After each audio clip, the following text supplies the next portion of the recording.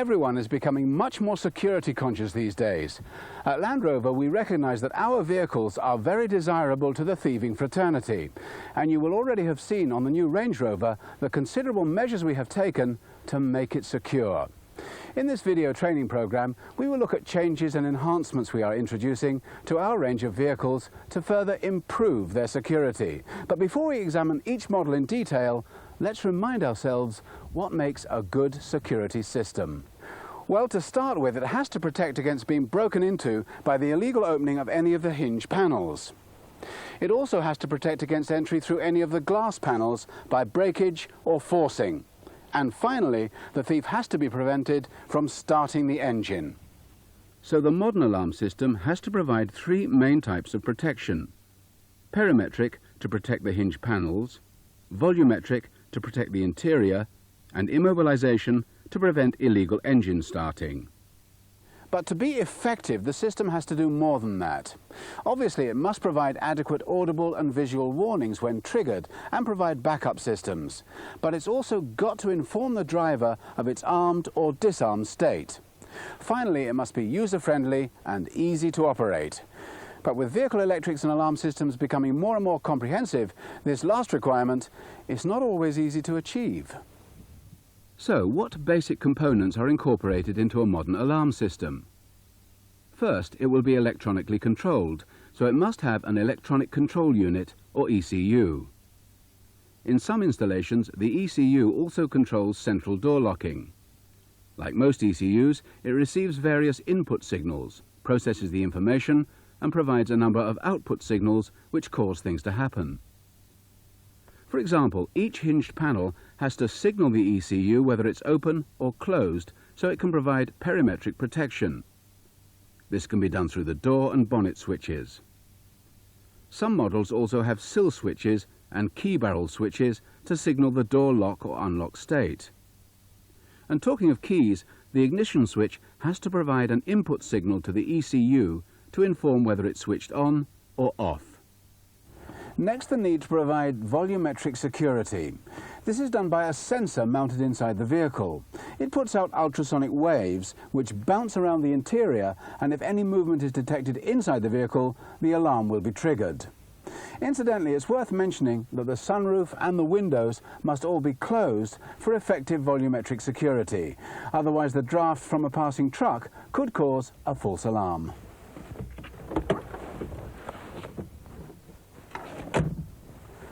Then we have to immobilize the engine, making sure it can't be easily hot-wired.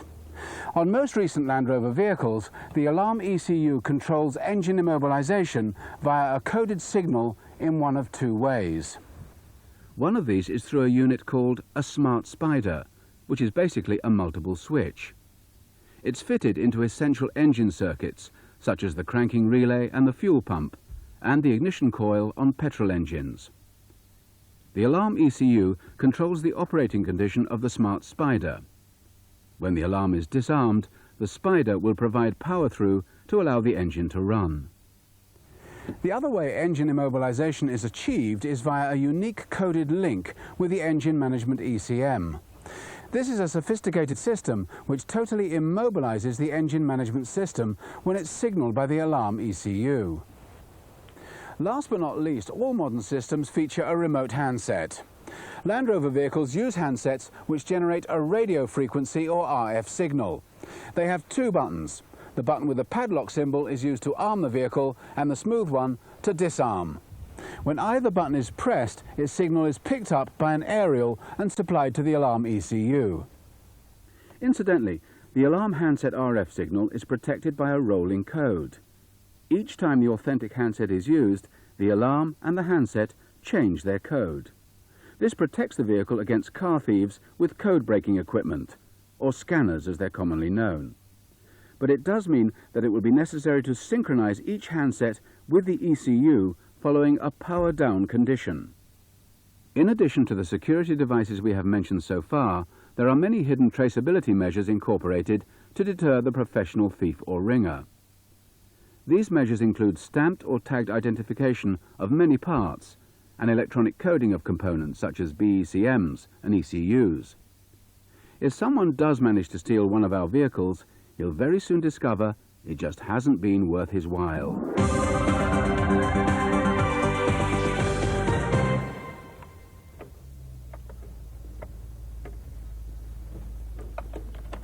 So, now let's see how the security systems work on Land Rover vehicles. We'll start with the 96 model year Discovery. Let's see where the components are located. The alarm ECU, the smart spider if fitted, and the volumetric sensor. For perimetric protection, we have a key and a sill switch in the driver's door, courtesy light switches, a tailgate switch, a bonnet switch, and the ignition switch. The alarm ECU is mounted behind the fascia, and if a smart spider is fitted, it's mounted in a secure position directly behind the heater controls on the center console. The volumetric sensor is directly above the rear view mirror, and for perimetric security we have the door courtesy light switches, a tailgate switch and a bonnet switch to signal whether they are open or closed, and of course the driver's door key switch, and the sill button switch to signal whether the door is locked or not. An additional security component on 96 model year Discoveries is a passive coil fitted around the ignition switch. We'll look at its function a bit later. So far we haven't mentioned the warning lights on the fascia, and they have an important part to play. This red LED in the centre of the instrument pack is called a Confidence Confirmed Telltale, or CCT for short. And new on 96 model year Discoveries is this red warning light. It's called the Engine Immobilization Warning Light, or EIWL. Let's look at the CCT operation first. It gives flashing signals to indicate the status of the alarm system. When the handset is used to lock the vehicle, the CCT will give a constant rapid flash for about 10 seconds to indicate a successful arming, and then change to a slower flash rate to provide a theft deterrent or confidence mode. This slow flash will continue until the system is disarmed. If the key is used to lock, the initial rapid flash will be intermittent, before changing to the same slow flash after 10 seconds. If initially there is no CCT light at all after locking with either the key or the handset, but after 10 seconds it begins to flash slowly, this indicates a mislock condition. A mislock is generated when the alarm is armed with one or more of the hinge panels still open. The alarm will only be partially armed, and you will need to close the offending panel to be sure of full protection. Let's see if we can sum up what the CCT tells us. A rapid flash for 10 seconds followed by a slow flash means it's been remotely locked and that the vehicle is perimetrically and volumetrically armed and the engine is immobilized. If it's an intermittent rapid flash followed by a slow flash, it's been key locked and you've perimetrically armed and immobilized it. No flash at all for 10 seconds followed by a slow flash indicates a mislock. And if the light comes on and stays on, it tells you that the driver's door is open or the ignition on and the engine is immobilized. If the handset is used to lock and the key to unlock, the alarm won't be disarmed. If the door is then opened, the alarm will sound and the CCT LED will stay on continuously to indicate that the engine is immobilized. In addition, when the ignition is switched on, the red EIWL will flash while the engine is immobilized. As you know, the Discovery has central locking, and locking and arming is done by turning the key in the driver's door lock or by using the remote handset. As we'll see in a moment, maximum security is provided when the handset is used. So, if the key is used, this will lock the doors, arm perimetrically and immobilize the engine. But to provide maximum security, which includes all that plus volumetric protection, you must use the handset. The hazard lights will flash 3 times to confirm the vehicle's locked with the alarm armed. When armed, the perimetric alarm will be triggered by any of these: if any door is opened, or the bonnet, or the tailgate, if the driver's sill button is lifted manually, or if the ignition is switched on. As we said just now, the volumetric system is armed when the handset is used to lock the vehicle. If any movement is detected inside, it will trigger the alarm. A definite benefit to having two methods of arming is, for example, if the driver wants to leave the family dog in the vehicle. He or she can still lock the door with the key to provide perimetric arming and engine immobilization, but without volumetric protection, which the dog could trigger. One very important point, though, is this. Whichever way the vehicle has been armed, by using the key or the handset, it must always be disarmed using the handset. The key will in fact unlock the door, but it won't disarm the alarm and it won't remobilize the engine. Only the handset will do this. We've done this deliberately because handset technology is very secure. The handset, therefore, is a vital bit of equipment. But if it should get lost or its battery fail, you can override the system to allow the key to be used to disarm and remobilize the engine. First, you need the 4-digit emergency key access code, the EKA code, similar to the new Range Rover. The EKA must be detailed on the security card issued with the vehicle. For this discovery, you can see it is 4558. Use the key in the driver's door lock to enter the code like this. Start with the doors closed and locked. Put the key in the driver's door lock and enter the first digit 4 by turning the key 4 times to the unlock position. After each key turn, you must return it to the central vertical position for the signal to be effective.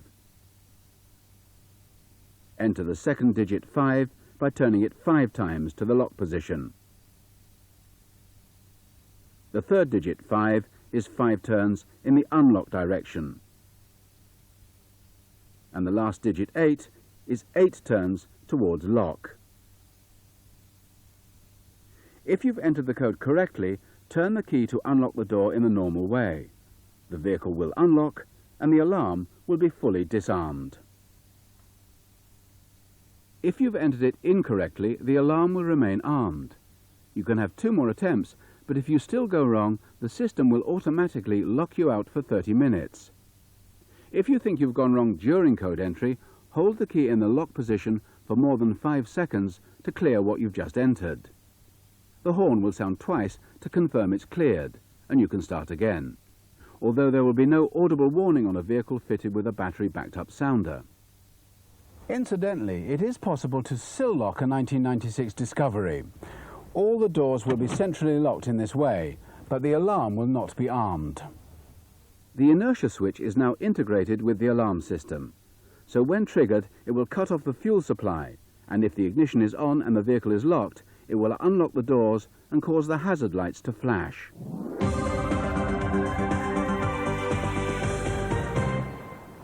The 96 model year Discovery will feature passive immobilization.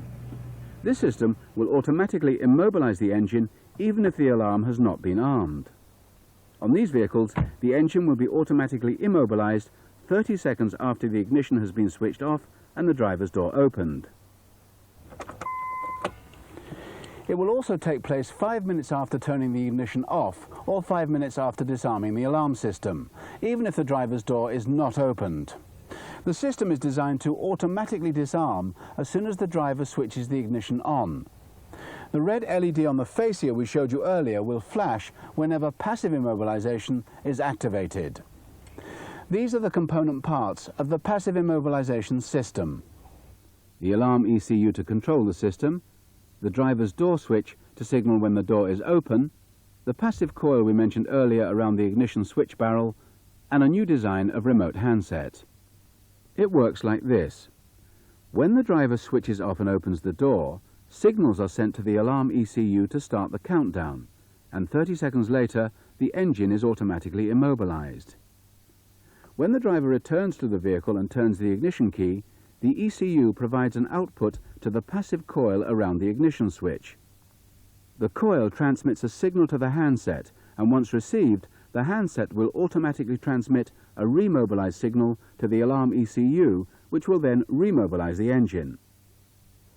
As you'll have noticed, both immobilization and remobilization happen automatically, so the driver may never be aware of this advanced security measure.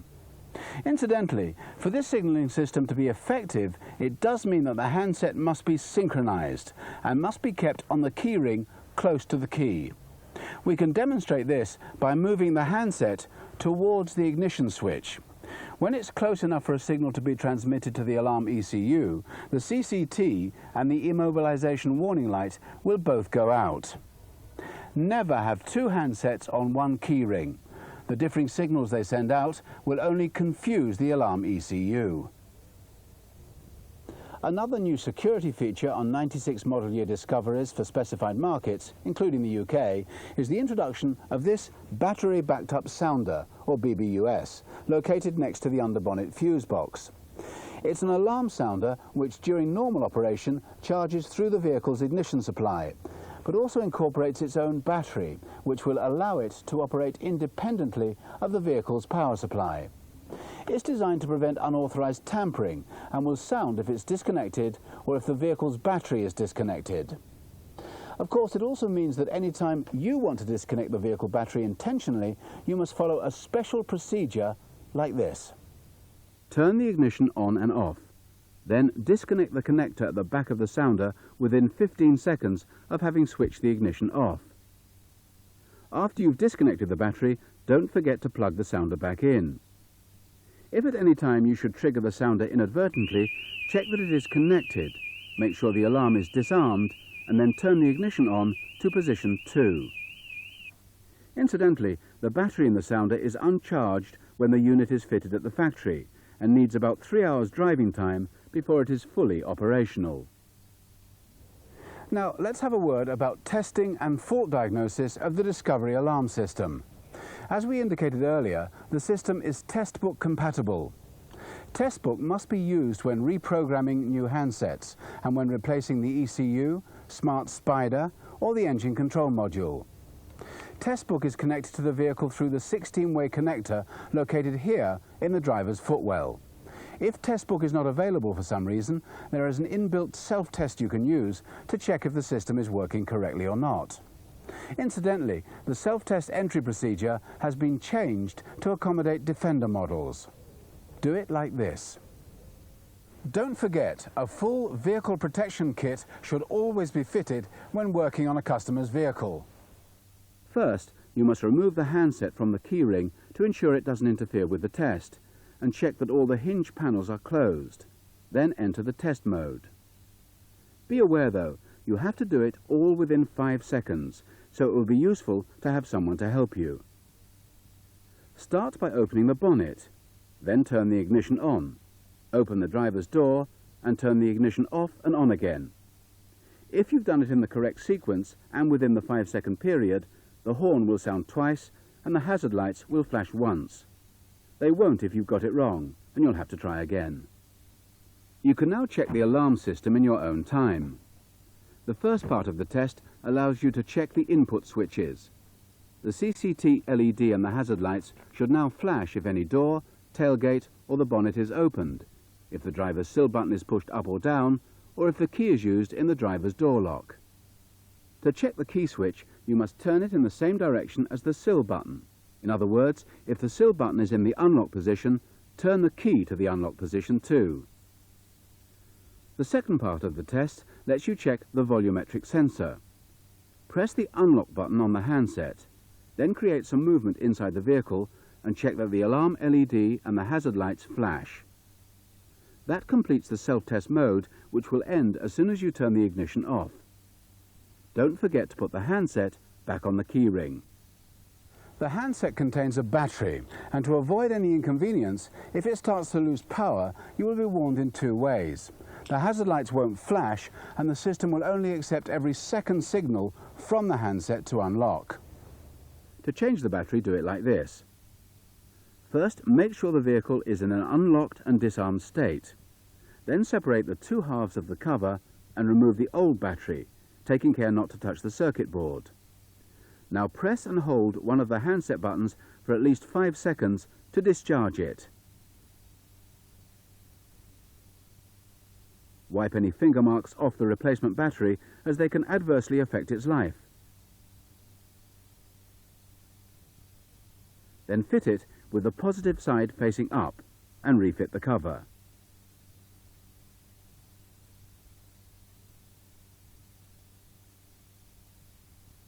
The handset now has to be resynchronized, and this is easily done. Hold the handset close to the vehicle and press either button 4 times in quick succession. But remember, it won't synchronize if the vehicle is in a locked and armed state. So, to summarize the Discovery security system, we've got perimetric, volumetric and engine immobilization. Locking with a key will initialize the perimetrics and immobilize the engine, but for full arming, to include volumetric protection, you must use the remote handset to lock the vehicle.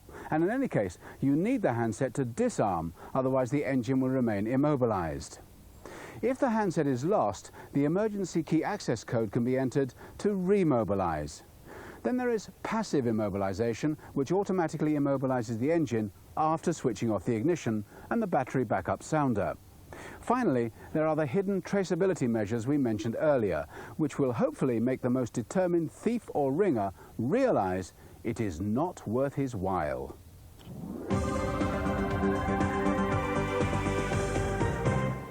Now let's look at the Defender's new security features.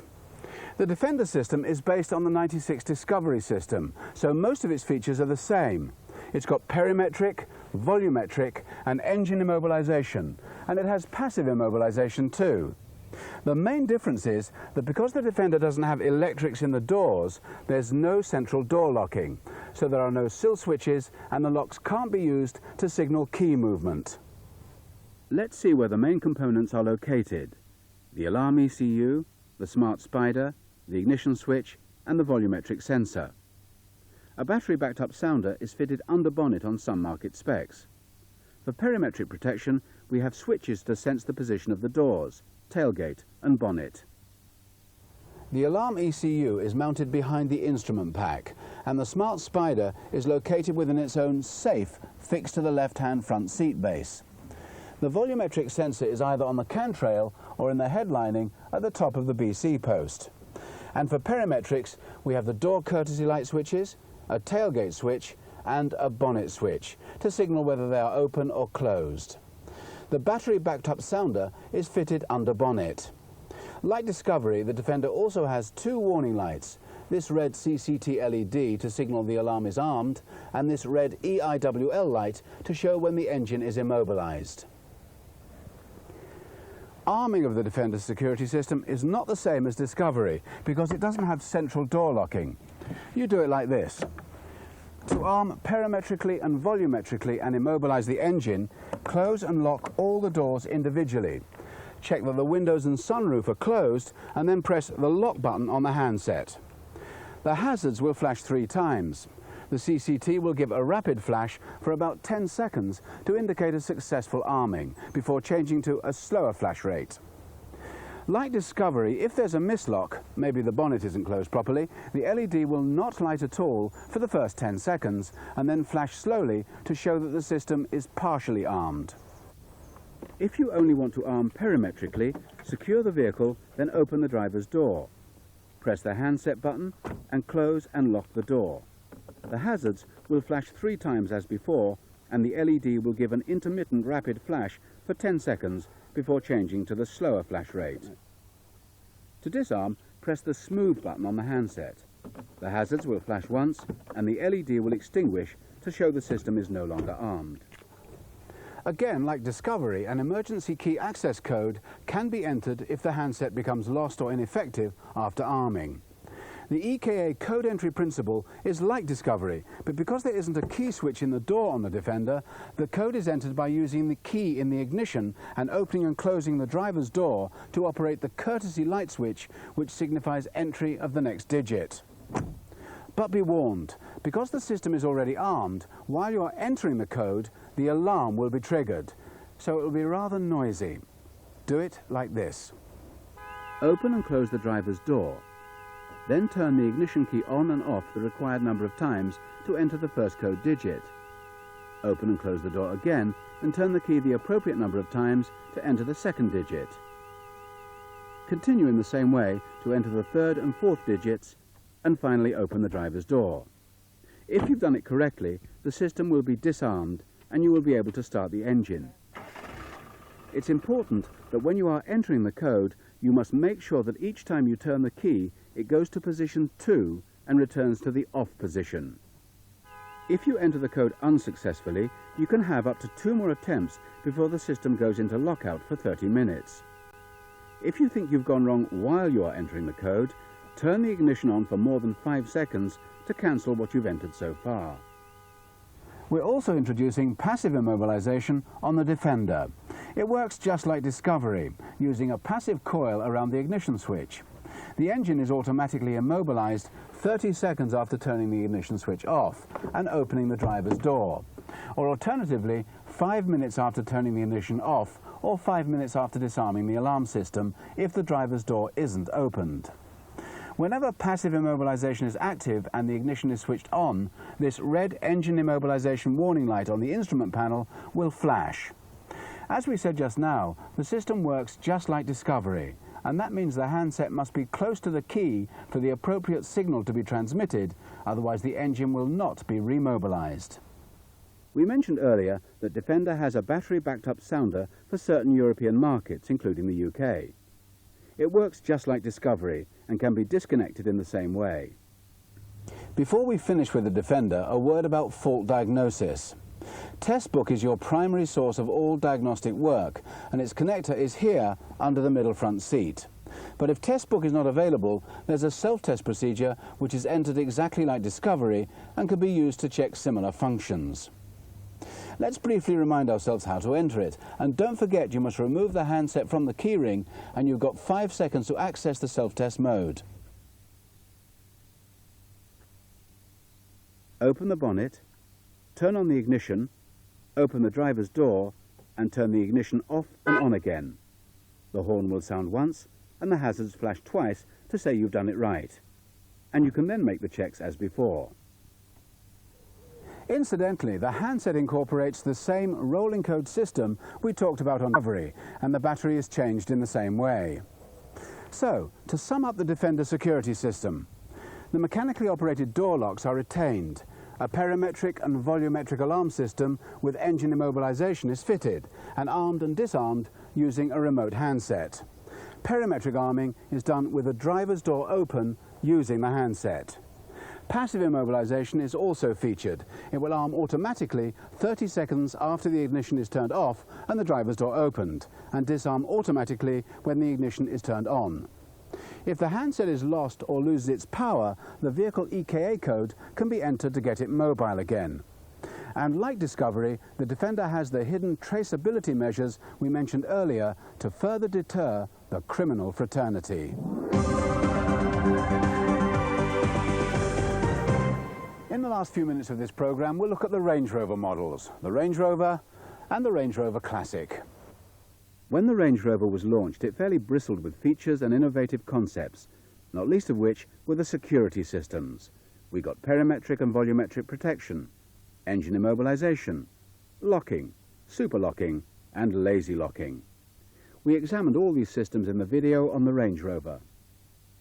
For 1996 model year, we will also be incorporating passive immobilization. The principle of operation is the same as the Defender and the Discovery, using a passive coil around the ignition switch. In the Range Rover, it's all under the control of the BECM. The engine will be immobilized 30 seconds after turning off the ignition and opening the driver's door. If the driver turns off the ignition but doesn't open the door, immobilization takes place 10 minutes later. Incidentally, you'll notice that unlike Discovery and Defender, the CCT does not flash when passive becomes armed. The battery-backed-up sounder we looked at in Discovery is also being introduced on Range Rover for Europe. It's located here under the underbonnet fuse box and works in the same way. Like Discovery, you will have to isolate it before you can disconnect the battery. Turn the ignition on and off, and you've then got 15 seconds to disconnect it. There is another change you should be aware of on the 1996 model year Range Rover. It concerns the period of key code lockout. Previously, you could have up to 5 attempts to enter the correct emergency key access code, after which there will be a lockout period of 10 minutes. For 1996, this has been changed for greater security. The lockout period will now be for 30 minutes and after only 3 failed attempts. finally, a word about the Range Rover Classic. Its security specification is unchanged for 1996, but aftermarket kits will be available to enable engine immobilization and a battery-backed up sounder to be fitted to the vehicle. That completes this training video on the Land Rover security systems. Our customers have a right to expect us to provide sophisticated security systems to counter the determination of today's car thief. Don't forget that in addition to these videos, there are many other sources of information to help you. Workshop manuals, electrical troubleshooting manuals, owner's handbooks, auto course correspondence courses, and technical information bulletins. As we said at the start of this program, good vehicle security is vital these days. We at Land Rover are fully aware of our responsibilities to our customers, and we will continue to research and develop new security systems to defeat the thief and protect our customers' interests.